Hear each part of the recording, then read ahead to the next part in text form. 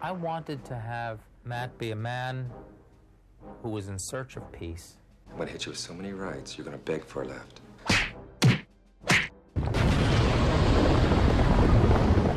Awesome. The shirt, the beard, very Chuck-like there. Praise from Bronson there for you. Thank you, sir. This entire movie, the logic of it is absolutely bonkers. And how much Chuck Norris actually affects is up for question. Like, the National Guard does most of the work. Now, I did invite him brilliant. on, but he hasn't turned up yet. So He's brilliant. we'll give him 90 minutes. I'm trying to do the math on this. The budget is 12 to 13 million. Chuck Norris says he makes 2. Right. They say the scene where they blow up the house is 2. And then Chuck says that the mall scene is 10. I was going to ask you, do you know what happens here? Because I couldn't work it out. All right, these people are the traditional Cuban refugees. They're, coming from Cuba to Florida. Yeah. So the National Guard, or the Coast Guard rather, ends up pulling them over and says, "Welcome to America." And then Neil Diamond plays and everybody's happy. And yeah, exactly. So then, spoiler, they murder everybody on the boat, and we realize the Coast Guard is actually bad guys in disguise. But then they go on the boat and they find that there is a whole bunch of cocaine. However, the plan is to take the cocaine and sell it for guns, but then they double-cross the gun guy and leave the cocaine. So why don't they just go steal the guns to begin with? What is all this for? When Billy Drago is mentioned, I thought, oh, he's going to be one of the bad guys, isn't he?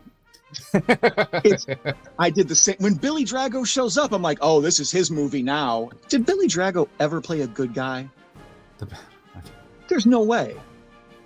He has to be a villain in every movie. Yeah, what's it, Untouchables? Yeah, he's a real... no. Oh, here we go. Look at how tough Chuck is. Flying. Just majestically. Yeah. Look at his hair, long hair, mullet, whipping in the wind. So, screen story by Chuck. And then, who is it? His brother, His Aaron. brother, I mean. Screenplay. Yeah. He's still ghosting me, he is. So there was a sequel to this? Well, with the character in... Avenging Force? Is that what it is? Or Yeah, so yeah, it was supposed to be the Chuck Norris sequel. He didn't want to do it. So they got Dudikoff to do it and then just kept the name. Yeah. They're doing Find and Replace. So if those of you who are wondering who Matt Hunter is on the Ghost TV, there's your answer. There you go. Why does Billy Drago have 3 different colored phones? He's very important. They're supposed to be... Are they Russians or just communists, it says? When they all show up on the beach, they're the most motley crew, ragtag. Everybody's got 9 different colored berets on. Like, I was trying to count the beret colors. There's red, green, black, and blue. It's like, I think that's every color of beret they make. Yeah. Are they different? I guess no one thought that through. They just said, we've got a load of berets left over from the last film. Exactly. I like that Chuck Norris is like Yoda. Like, he lives in squalor in a swamp. That like shows he's a deep thinker. So yeah, they made Chuck use a chainsaw so he can't hear 4 boats coming. Otherwise, he would just be ready for them. See, I was trying to figure out why he was chainsawing. I was like, oh, that's got to be to show that he's tough. Like, he's a man's man using power tools. Yeah, no glasses. Yeah. But yeah, because he could hear that other guy row up. Yeah. The 4 of these guys. Yeah. Well, the guy shoots the couple. He's got silence on his gun, but it makes a full noise as well. I saw that. See, now it's a Christmas film.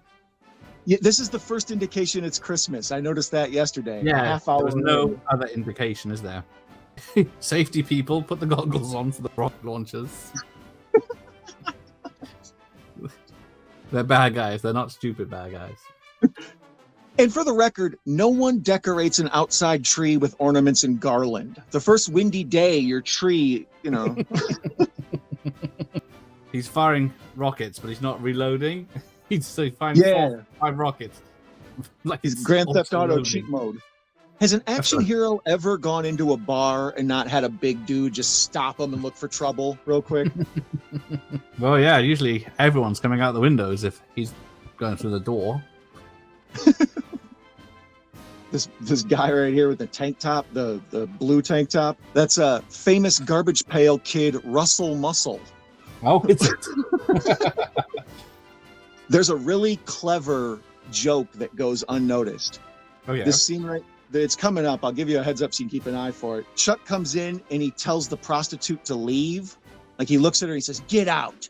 And she runs out of this door, and they cut to the reverse angle. And next to the door, there's a sign that says "Fire Hose."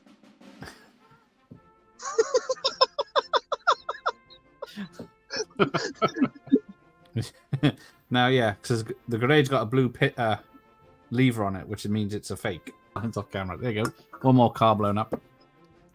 There's your 2 million. Yeah. And then this guy's got the worst acting reaction to his car being blown up. Oh, No, damn you. And yeah, so you follow this kid through the mall, and then he just loiters around this truck, which might come in useful later, hocking gum at the screen. Oh, you little brat. Last name Simpson, first name Bart. And then, a mysterious ticking package. Some guy's shopping. Every bomb in this movie is audible. They're all like beep, beep, beep. Yeah, you got to know it's a bomb straight away. It defeats the purpose of being sneaky. Why would you even bother putting it in a package? And then all subtlety out the window. Just machine guns. Yeah, fuck it. Run this way. We'll just shoot the place up. Yeah, all right. Plans foiled, boys. Get the guns out. Apparently he does all his own stunts with the rolling, with the explosion. They say it's all him, but there's a few shots where you can clearly see. I do think there's suspicious shots of someone in the... Some of the stuff, like the wide shots where he's bumping up against stuff while he's hanging on the truck, there's no way. Yeah, I didn't think it was. He's no Tom Cruise, but... I'm not going to tell him any different. You can see it is him on the truck as it's blasting through, but then, like you say, the long shots or... Yeah, the stuff where they're plowing through things, I don't think that's Chuck. But the closer shots, the part when they break out is no way. Through the doors, there's no way. This is shot. That is not him. His wig almost falls off, and then it is him rolling. Yeah. And of course, he's killing all the army blokes. Hopefully, he knows which ones. Yeah. Fingers crossed. Because he just turns up shooting. Because they're going to send their kids away so they'll be safe, and not even like 5 minutes later, there's a bomb on the side of the bus. There's no protection. Out of everything in this movie, this makes absolutely no sense the most. Why would road construction still be going on under martial law?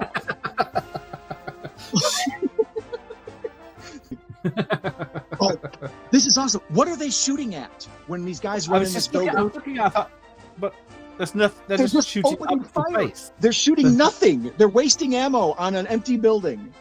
Oh, this guy's, they're shooting up rooms now. I liked, they're just nothing. There's no people or anything. It's just... Are they... It's vandalism. People to be in there? Yeah. And then look how befuddled all the bad guys look. Just like, oh no, I didn't know the army would come. Yeah, they're bringing attack helicopters in. So much ammo. Wow, look at that overhead shot. Man, there's the money's on the $2 screen. million. I think it depends on which country you're in as well, on which is the cannon's last one. Look at the size of that silencer. It's ridiculous. He got kicked. Is it necessary? Look at his belt. He's the cruiserweight champion. That barbed wire on his belt. And then he uses both Uzis to take out one guy. It's barbed wire on his belt. Oh, shit. He had the first barbed wire arm tattoo on his belt. That's awesome. And they're just letting rip and cutting them to shreds. Just blade to waist. Mowed him down. I would surrender and run away. Well, just take your beret off and blend in with the civilians. Like, yes. Rolls over a desk and he's out for the count. Some bad guy. Says you look like a 90s B movie star there. We're going for 80s. Damn straight. Oh, here we go. The army is still... How many bad guys are there? Because the army's been firing constantly for an hour. Oh, person on fire. Yeah. Oh, yeah, it's nice touch. We've got boots and looks like a head falling from the window. Yeah, the head out the window. And Invasion USA is over. Chuck has won, made a shitload of money. Unbelievable. Special effects. a lot of those. Special makeup effects by one Tom Savini. Oh, nice. Phyllis Diller gets a thanks. Merv Griffin gets a thanks. The G.I. Joe type battle at the end, yeah. Yep. Red lasers versus blue lasers. I'm surprised we get Invasion USA play sets in the 80s. Ooh, let me write that down. Copying that. Yeah. Because, hang on, where's my copy? My old copy here. The box office building. Yeah, I don't think it's was in got that Washington on one side and New York on the other, and the movie goes to neither place. film. I want my money back. I made it. Yes, thank you.